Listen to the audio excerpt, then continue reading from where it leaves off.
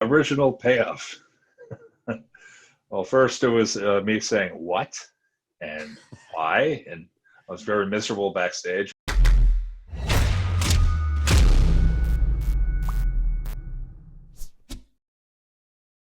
I thought I was doing well. I started to get a character I really felt like was most me, and how I was feeling disrespected with the whole Daniel Bryan Roman Reigns storyline. Things were looking bright for me, I thought. And then the draft happened, and I was informed I'd have a cage, and I basically wouldn't talk no more, which was a giant step back. But you do your job because you do it to the best of your ability, and you hope they have some sort of plan for you, because why else would they be using you so much? So as many as ideas as I pitched during the whole cage storyline, fell on deaf ears, whatnot. Uh, you always feel disheartened when you're like, okay, well, it's going to be this thing. It's going to be the spider, which is obviously fake. I still pitched stuff the following week to maybe make that spider work. Is maybe that wasn't exactly what it was, but have a twist on it. So this is what it was. You're working Drew. Got to get him ready for Brock, so you can't get any offense in. Which is never something you want to hear when you have a match with somebody of the caliber of a Drew, McIntyre. Yeah. You have a great match, big house fight. And, you got like a 4-minute segment to get the business done. The cage gets killed. And, when I'm informed of you're not going to get any offense on the guy and we're killing this gimmick, which I didn't. If it was going to be the spider and that's what it was, I'm just happy it was dead.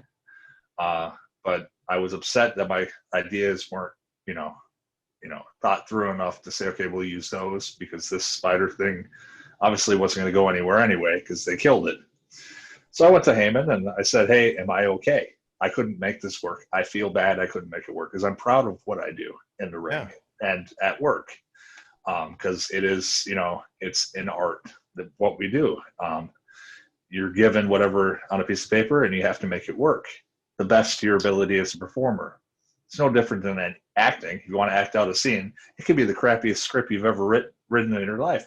But you try to make it work to the best of your ability, because that's your job. Yeah. And when I couldn't make it work to the best, that I thought I could make it work, maybe it's because a mix of, my creative ideas being tossed aside and this and that. But yeah, directly to my face, he says, don't worry, we're killing the cage. Better things are coming. You are in good standing with the company. Wow. And now that I look back, now that I look back at it, I was like, was he chastising me? Did he know something I didn't know? Huh. Sounds like he was working you. Yeah, but why? But why tell me something like that? And then this whole thing hit, and I wasn't used at all during that whole time so I was just kind of sitting at home. So, if I'm going to sit at home, I might as well, be let go and not be making money, because I'm not doing a job.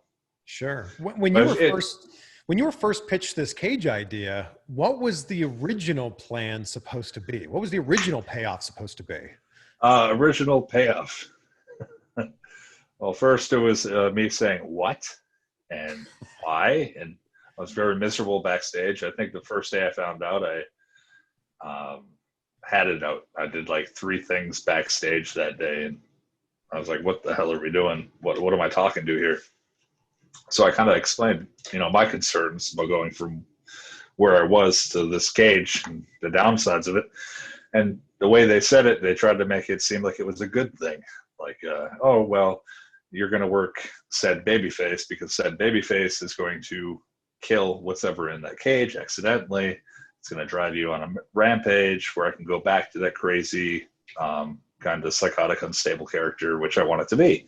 Yeah. And then that babyface turned heel, and they kept extending the cage gimmick, just a long period of time. And that's when I started pitching different things to be in the cage, because it was drawing so much interest.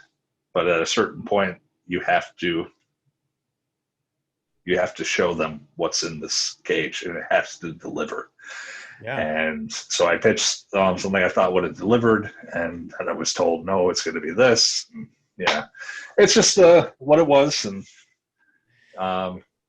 But when you're first given this idea and they say you're going to carry this cage around, I imagine one of the first questions you ask is, okay, well, what's in the cage?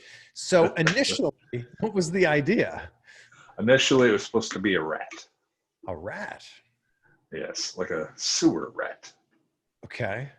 And then when there was a time when a wrestler had his head put in there and all this blood was on his face, was it still a rat at that point in time? No, then it was, we don't know what it is.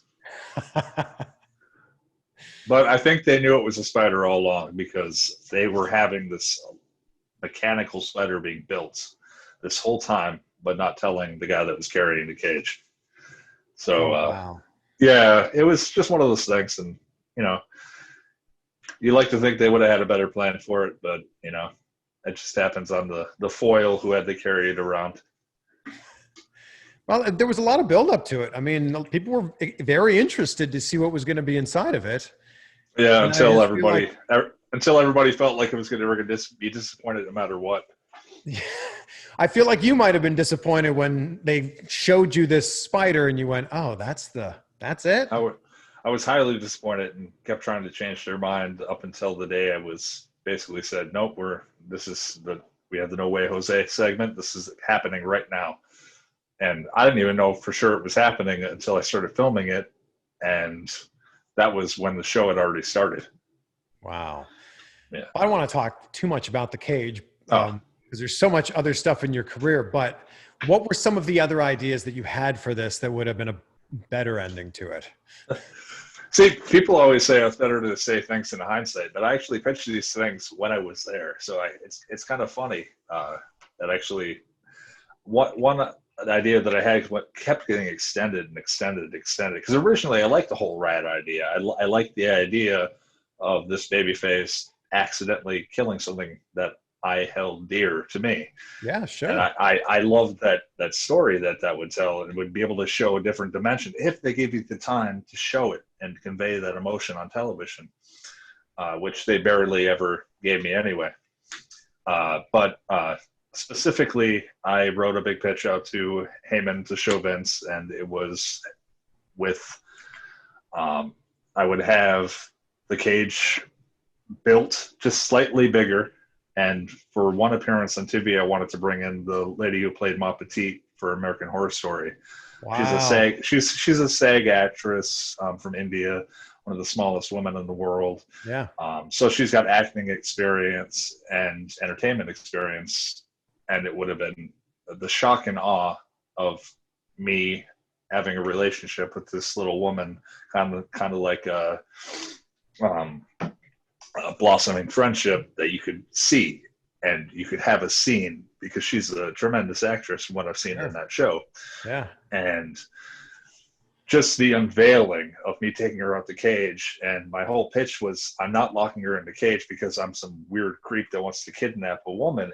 I'm locking her in the cage because I know how horrible the outside world is, and I wanted to lock her away to keep her safe from the atrocities that is out there, because the Erick Rowan character, his whole life was treated so badly by everybody around him. I mean, you had Brody Harper slapping me every week.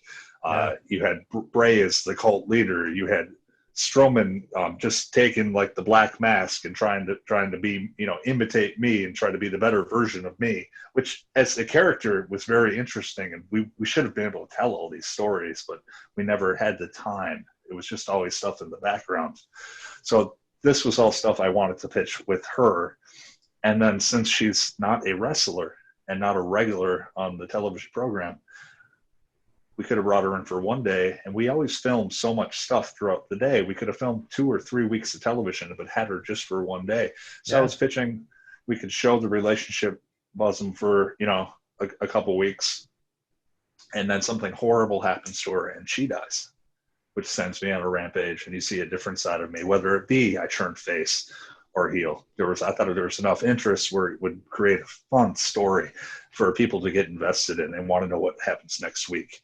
Because they were starting to do it with the cage, but they let it go so long that this was the only thing I could think of or close to at that moment that would have done it justice. And I'm really upset that it didn't, go through, and why a spider was a better idea.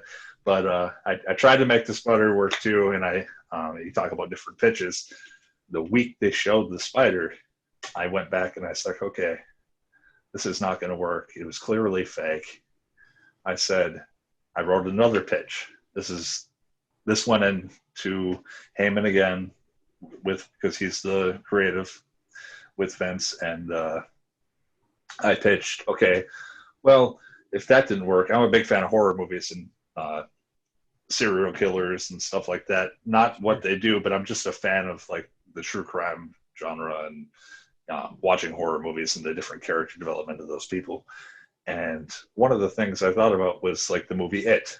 I was like, Pennywise is basically the reincarnation of your worst fears. So what if a character, it wouldn't be weird for a character to, like the Erick Rowan character, of to just stalk somebody, not in the creepy sense, but in a sense to be able to find out what that person's worst fear is. Yeah. So the Congo line is deathly afraid of spiders. Maybe I'm afraid of blood, so whenever I put it in, I cut myself because I'm afraid of my own blood, and I had to overcome my own fear. So I had the whole pitch where that would be the character, and we would have to look into everybody's own worst fears. So I would basically be beating up the babyface Satnat, and that babyface would have to overcome his worst fear to beat me. I thought that would be another very interesting thing. And you can do it with everybody because everybody has fears. Sure. As big and bad as a wrestler is, like he's going to have a fear because he's a person and everyone has a fear. Both of these ideas are infinitely better than a mechanical spider. But, the spider prevailed and was killed. They thought it was better to kill the spider than to use that idea and try to salvage whatever they had. I thought that would have been an ultimate swerve to the fans, too.